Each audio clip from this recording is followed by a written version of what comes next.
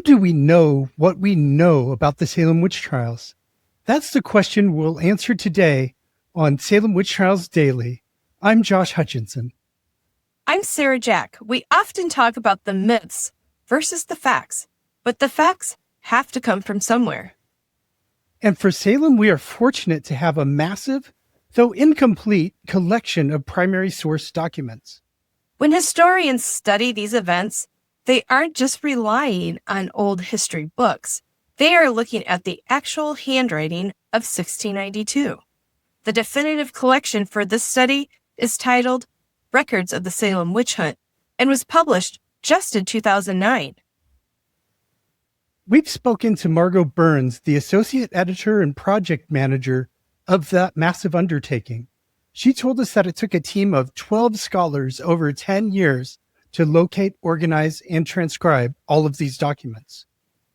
They scoured 12 different archives, including the Peabody Essex Museum and the Massachusetts State Archives, to find everything.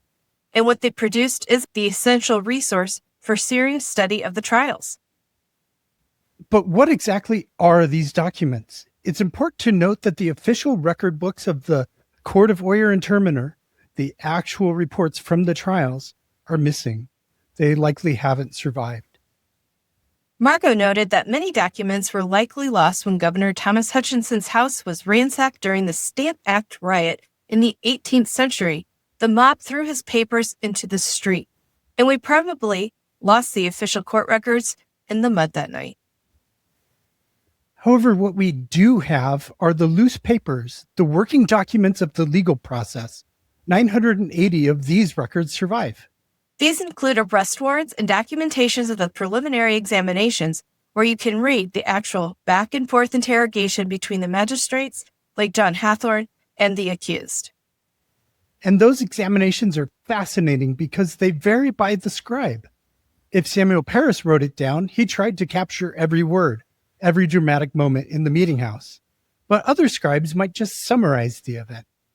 One of the most heartbreaking types of documents are the jailer's records. We have accounts from jailers like John Arnold in Boston. These lists tell us exactly when someone was booked, when they were released, or if they died in custody. They detail the cost of each suspect's food and shackles. And speaking of shackles, the archives even contain the bills from blacksmiths for making the chains used on the prisoners. It's a chilling, tangible reminder of the reality of 1692. There's also petitions written by the accused themselves. We have a personal connection to one of the most famous of these documents. We do. We're both descendants of Mary Esty. Her petition to the court, written after she had been condemned to die, is one of the most powerful documents in American history.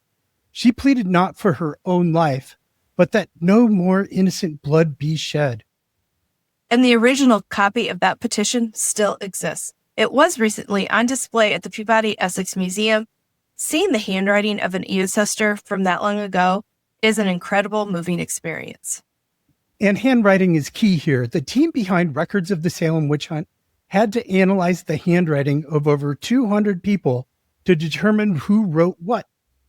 This matters because previous transcripts like the Salem Witchcraft Papers from the 1970s relied on Works Progress Administration transcripts from the 1930s, which were full of errors. Margot Burns pointed out that the old version sometimes had testimonies dated after a person had already been executed because of transcription mistakes. The 2009 collection fixed those errors and put everything in chronological order, allowing us to see how the crisis unfolded day by day. It really allows us to get closer to the truth. Whether it's a warrant, a bill for jail food, or a desperate plea for mercy, these papers are the voices of the past speaking directly to us now. If you want to dive into these documents yourself, and I encourage you to do so, many transcriptions are available in the book Records of the Salem Witch-Hunt, and you can access high-quality images of hundreds of documents online through the Peabody Essex Museum's Salem Witch Trials collection. Join us again tomorrow when we discuss the surprising Swedish connection to the Salem Witch Trials.